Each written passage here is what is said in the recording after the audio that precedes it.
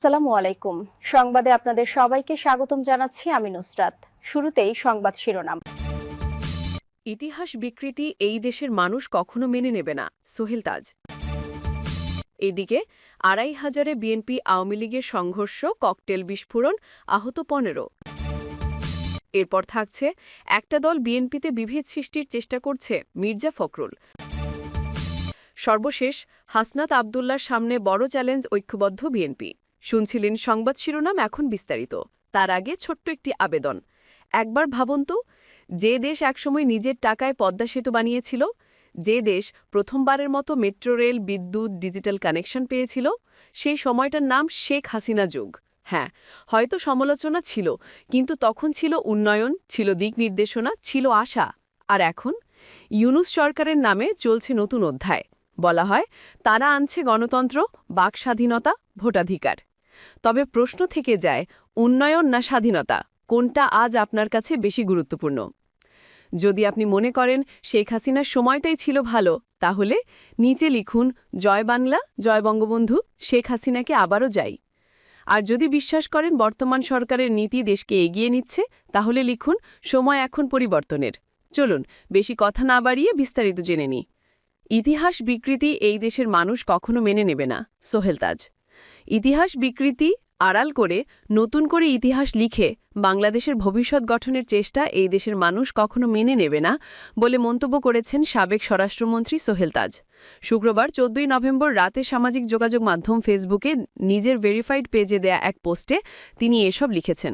পোস্টে সোহেল তাজ লিখেছেন, বাংলাদেশের স্বাধীনতা সংগ্রাম, মহান মুক্তিযুদ্ধ, জাতীয় সঙ্গীত আর জাতীয় পতাকা বাদ দিয়ে ইতিহাস বিকৃতি আড়াল করে নতুন করে ইতিহাস লিখে বাংলাদেশের ভবিষ্যৎ গঠনের চেষ্টা এই দেশের মানুষ কখনো মেনে নেবে না। এর আগে ১২ নভেম্বর ৩:৫১ সাবেক স্বরাষ্ট্র প্রতিমন্ত্রী তানজিম আহমেদ সোহেল তাজ কাতার এয়ারলাইন্সের QR-৬৩৯ ফ্লাইটে কাতার হয়ে আমেরিকার উদ্দেশ্যে ঢাকার হজরত শাহজালাল আন্তর্জাতিক বিমানবন্দর ত্যাগ করেন।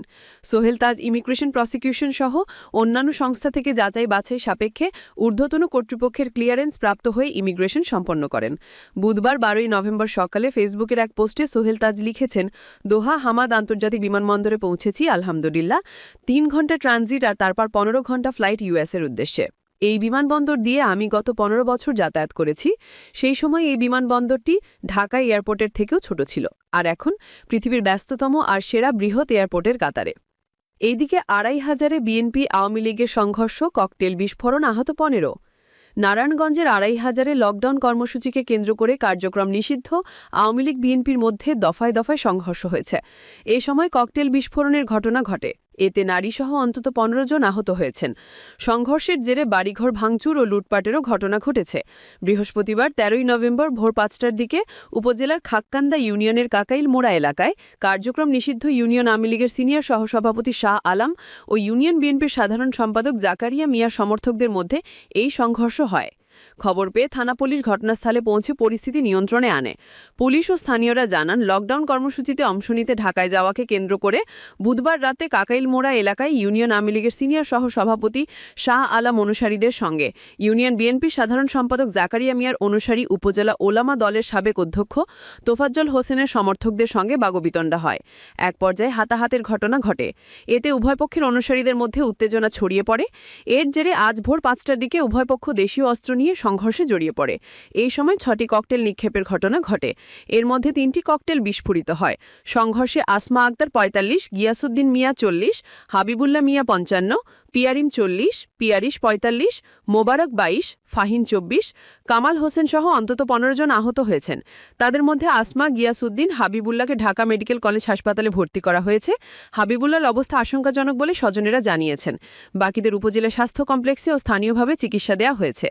এদিকে কাকাইল মোড়া এলাকার রতন মোল্লার মুদি দোকানে ও বাড়িতে কাদির মোল্লার ঘর, হালিমের ঘর, শাহিন মোল্লার ঘর ও জোহর আলী প্রধানের ঘরে হামলা, ভাঙচুর ও লুটপাটও করা হয়।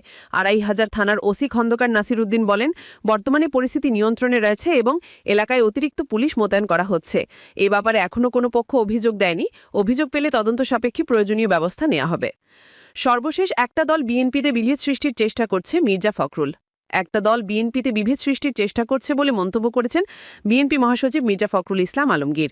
এই অবস্থায় কর্মীদের সতর্ক থাকার আহ্বান জানান তিনি। শনিবার সকালে রাজশাহীর গোদাগাড়ীতে বিএনপির প্রয়াত নেতা ব্যারিস্টার আমিনুল হকের কবর জিয়ারত শেষে এক সমাবেশে কথা বলেন বিএনপি মহাসচিব। এ সময় তিনি রাজশাহী ১ গোদাগাড়ী তানোর আসনে বিএনপি প্রাথমিক মনোনয়ন পাওয়া মেজর জেনারেল অবপ্রাপ্ত শরীফুদ্দিনকে কর্মীদের সঙ্গে পরিচয় করিয়ে দিয়ে তার পক্ষে থাকার আহ্বান জানান বিএনপি মহাসচিব। মির্জা ফখরুল ইসলাম আলমগীর বললেন, একটা দল বিএনপিতে বিভেদ সৃষ্টির চেষ্টা করছে, এর মাধ্যমে তারা ফায়দা নিতে চায়। এ ব্যাপারে বিএনপি কর্মীদের সতর্ক থাকতে হবে, নিজেদের মধ্যে দ্বন্দ্ব বিভাজন সৃষ্টি করা যাবে না। তিনি বলেন, আরেকটা দল ক্ষমতায় যাওয়ার চেষ্টা করছে। আমাদের অতীত অভিজ্ঞতা বলে এদের দ্বারা দেশের পরিবর্তন ও রাষ্ট্রের শৃঙ্খলা ফিরিয়ে আনা সম্ভব না। মির্জা ফখরুল ইসলাম আলমগীর বলেন, ব্যারিস্টার আমিনুল হক এমপি ও মন্ত্রী থেকে এই এলাকার মানুষের জন্য কাজ করেছেন। এই এলাকায় তার পরিবারের অবদান আছে। বিএনপির ভারপ্রাপ্ত চেয়ারম্যান তারেক রহমান সাহেব এবার এ আসনে ব্যারিস্টার আমিনুল হকের ভাই শরীফুদ্দিনকে মনোনয়ন দিয়েছেন। সবাইকে ঐক্যবদ্ধ হয়ে তার পক্ষে কাজ করতে হবে। এর আগে তিনি গোদাগাড়ীর ফাজিলপুর গোরস্থানে বিএনপির প্রয়াত ভাইস চেয়ারম্যান ব্যারিস্টার আমিনুল হকের কবর জিয়ারত করেন। এই সময় তার সঙ্গে ব্যারিস্টার আমিনুল হকের ভাই শরীফুদ্দিন, বিএনপি চেয়ারপারসনের অন্যতম উপদেষ্টা মিজানুর রহমান মিনু ও রাজশাহী সিটি কর্পোরেশনের সাবেক মেয়র মোহাম্মদ সাদ্দেক হোসেন বুলবুল সহ দলীয় কর্মী নেতা সমর্থিত ছিলেন। কবর জিয়ারতের পর মির্জা ফখরুল ইসলাম আলমগীর চাঁপাইনবাবগঞ্জের উদ্দেশ্যে রওনা হন। বন্ধু, আজকের এই খবরগুলো কি শুধু তথ্য? না, এগুলো আমাদের দেশের গল্প, আমাদের ভবিষ্যতের প্রতিচ্ছবি। ইতিহাস বিকৃতি, রাজনীতির সংঘর্ষ, বিভেদের প্রচেষ্টা সব মিলিয়ে যেন একটা প্রশ্ন আবারও আমাদের সামনে দাঁড়ায়। আমরা কোন পথে যাচ্ছি? হয়তো আপনার চোখে দেশের জন্য ভিন্ন স্বপ্ন আছে, হয়তো আপনার মনে জমে আছে ক্ষোভ, ভয়, আশা কিংবা প্রশ্ন। কিন্তু সেই কথাটাই আজ সবচেয়ে জরুরি। টিপুন, কমেন্টে লিখে জানান কি ভাবছেন, দেশ কোন পথে এগোচ্ছে, আপনার চোখে সত্যটা কি। আর টিপুন, আমাদের সঙ্গে থাকতে সাবস্ক্রাইব করুন। আপনার একটি সাবস্ক্রাইব শুধু সংখ্যা নয়, এটি আমাদের সত্য সংবাদ উপস্থাপনের শক্তি।